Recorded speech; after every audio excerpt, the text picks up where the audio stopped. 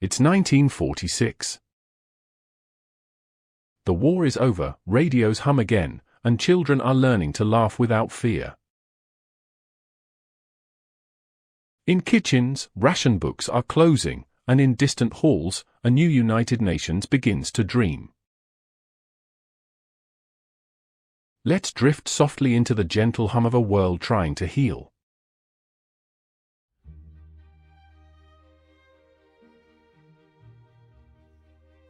Welcome, dear listener. I'm Toro, and tonight we journey together into 1946, the first full year after the guns fell silent. The earth itself seemed to sigh that year, not with triumph, but with exhaustion. Cities still carried wounds of brick and memory. Yet beneath the rubble, gardens began again. People woke to mornings where no sirens called them underground. They listened to birds instead of bombers. They wrote letters, rebuilt roofs, and learned how to hope again. 1946 was not an easy year, but it was a tender one. The scaffolds rose higher than the ruins, and humanity, trembling and hopeful, whispered to itself, "Let's begin again." So lie back, breathe softly, and let the quiet story of the world's first peaceful year unfold. World events. The map of the world was redrawn in cautious lines. From Berlin to Tokyo, governments were rebuilding from ashes. In Europe, the war's victors and vanquished alike stood shoulder to shoulder, clearing streets, writing new laws, and sharing what little food was left. Germany lay divided among Allied zones, each run by soldiers now keeping order with paperwork and patience. In London, rationing continued, tea, butter, sugar, everything measured, yet the mood was quietly determined. People planted gardens, mended clothes, and told each other, "We've come this far." Across the Atlantic, America felt a strange peace. Factories once filled with tanks now made cars again. Soldiers returned home to new suburbs and smiling advertisements promising comfort and normalcy. In Asia, Japan began the long task of rebuilding. Emperor Hirohito, once divine, spoke as a man among men. In occupied Tokyo, newspapers printed new words: democracy, constitution, future. Meanwhile, the United Nations held its first meetings in London before settling in New York, delegates from around the world gathering in cautious optimism, trying to write peace into permanence. In India, the movement toward independence strengthened. Gandhi, weary yet unbroken, still preached peace between communities even as the winds of partition whispered. And far in the Arctic, scientists quietly tested radar and weather balloons, learning how the sky itself might help predict tomorrow. The world was learning not to roar, but to hum. And in that hum, 1946 unfolded like a fragile song of beginnings. One story that shaped 1946, the birth of the United Nations. If the year had a single heartbeat, it was the sound of voices gathered beneath one roof, the birth of the United Nations. Imagine it! Delegates from 51 countries sitting in a great hall, some in uniform still smelling faintly of war, others in suits pressed for the first time in years. The air smelled of ink, paper, and cautious hope. They spoke of peace not as a dream, but as a duty. Charters were signed. Flags were raised. The world, for the first time, promised itself that never again should be more than a wish. Outside, London streets still lined with rubble. But inside, pens trace new lines on parchment. Words like human rights, security, and international cooperation echoed through microphones. Somewhere, a radio operator turned a dial and heard, "The nations have gathered to build peace." He looked out at the fog and smiled. The dream of global unity had begun, softly, imperfectly, but earnestly. Daily life around the world. How did people live in 1946? Quietly, carefully, and often creatively. In Europe, homes still bore scars, a missing wall patched with tarpaulin, windows made of cardboard. Yet inside, laughter returned. Families played old records, made tea from tins, and sewed dresses from repurposed uniforms.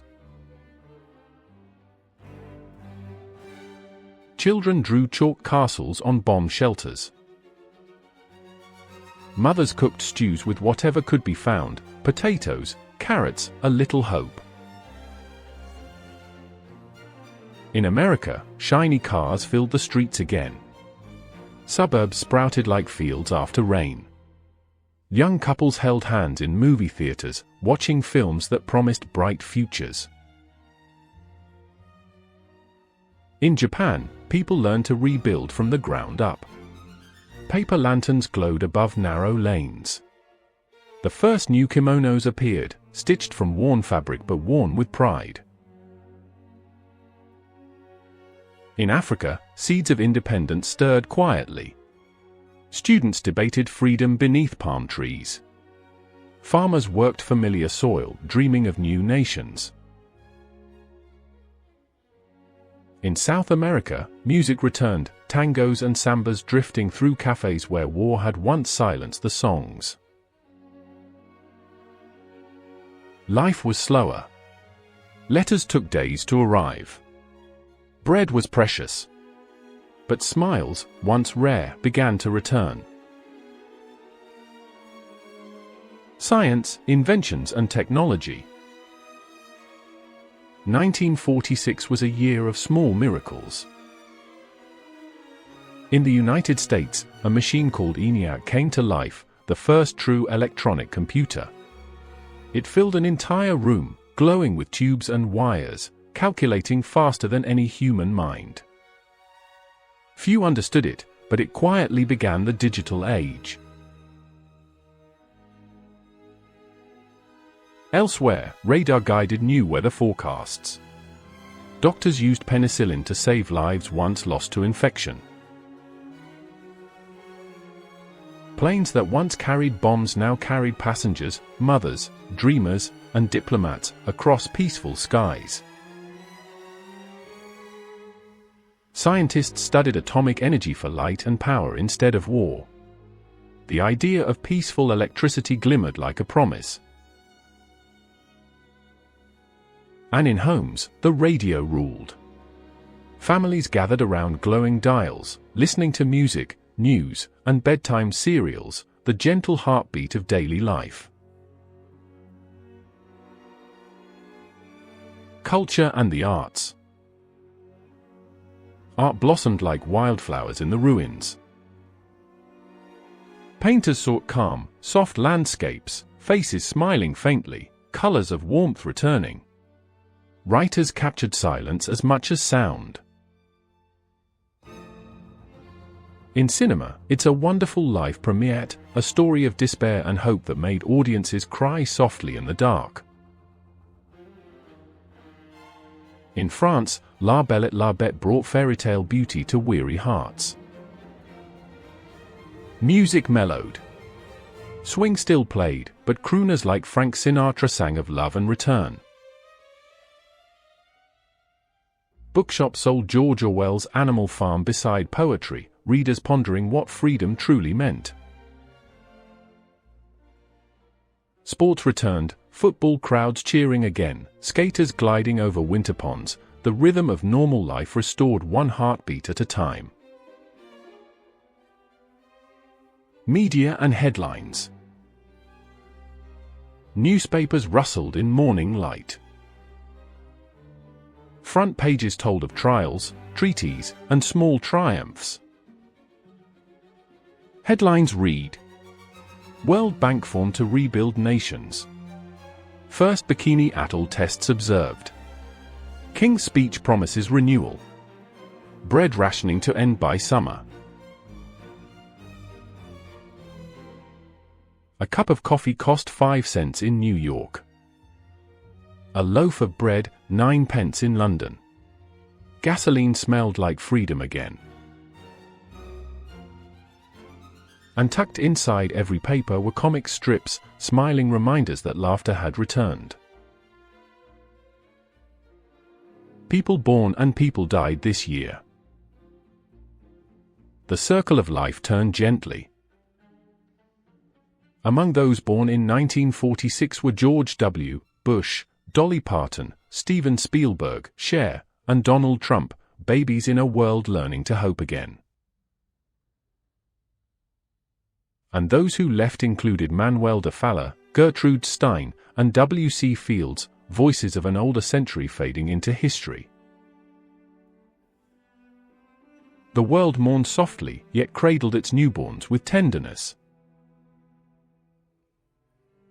As 1946 drew to a close, winter covered the world in quiet white. Lights returned to streets that hadn't seen them in years. People sang not for victory, but for peace. Families reunited. Soldiers hung their uniforms away and learned to sleep through the night. There was still hunger and loss, but also the sound of babies crying for the first time, not sirens. Newspapers spoke of reconstruction and unity. The phrase post-war era began to take shape, a bridge between grief and growth. In the year's final hours, humanity didn't celebrate loudly. It simply breathed. And as fireworks glimmered above the ruins, people whispered, "May it last."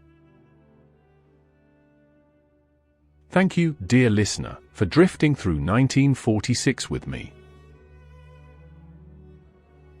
If your eyes grow heavy, let them close now. The world is at peace, and so are you. If you enjoyed this quiet journey, please like, subscribe, and join me again when we softly step into 1947, the year when the seeds of peace began to sprout into new nations and dreams. Until then, rest easy. And good night.